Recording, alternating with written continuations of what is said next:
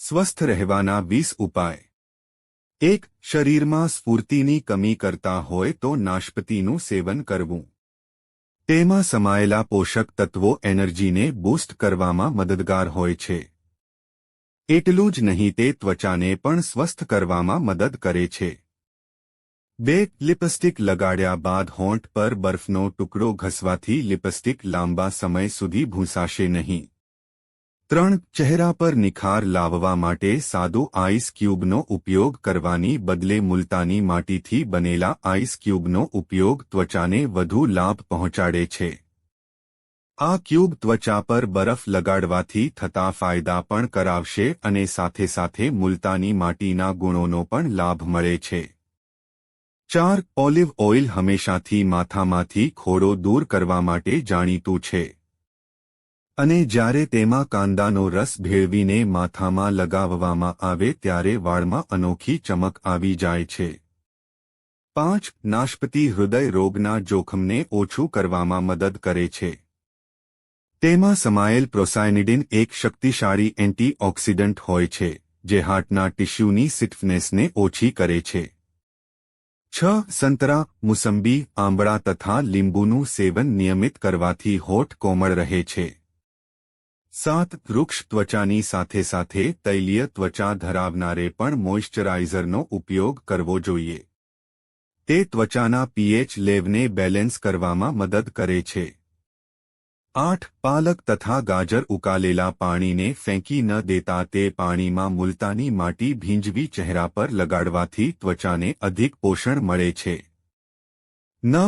ત્વચાને હેલ્ધી અને ગ્લોઈંગ બનાવવા માટે દિવસ દરમિયાન 3-4 વખત ચહેરો ધોવો જરૂરી છે જેથી ત્વચા પર પ્રદૂષણના કારણે જામતી ધૂળને દૂર થાય।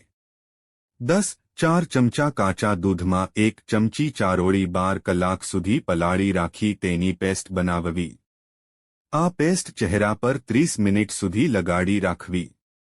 સુકાઈ જાય બાદ ચહેરો ઠંડા પાણીથી ધોઈ નાખવો। નિયમિત આ ઉપચાર કરવાથી શુષ્ક ત્વચા મુલાયમ બને છે।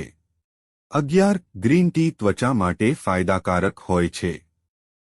તેમાં એન્ટીઓક્સિડન્ટ સમાયેલા હોય છે જે સ્કિનને ઇન્ફેક્શનથી બચાવે છે અને ત્વચાને ચમકીલી કરે છે।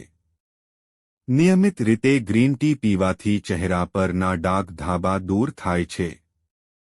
12. દાઝ્યા પર કાચું બટાટું વાટીને લગાડવાથી રાહત થશે ઉપરાંત ફોડલા થશે નહીં।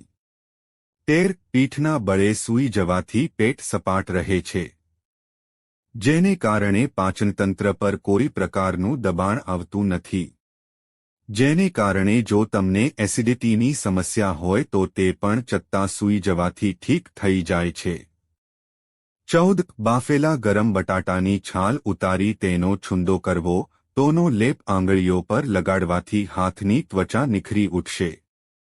15. દૂધ સાથે ખાટી ચીજો, દૂધ સાથે મૂળા, દૂધ સાથે ગોળ વિરુદ્ધ બનાવેલ છે। દૂધ સાથે અથાણું વગેરે ભૂલમાં પણ ન ખવાય। તે જ રીતે મૂળા સાથે અડદની કોઈ પણ વાનગી ન ખવાય। 16. હાથની શુદ્ધતા જાળવી રાખવા માટે મલાઈમાં લીંબુનો રસ ભેળવી આંગળીઓ પર લગાડવું। આ નુસ્ખો નિત્ય સૂતા પહેલા અજમાવવો।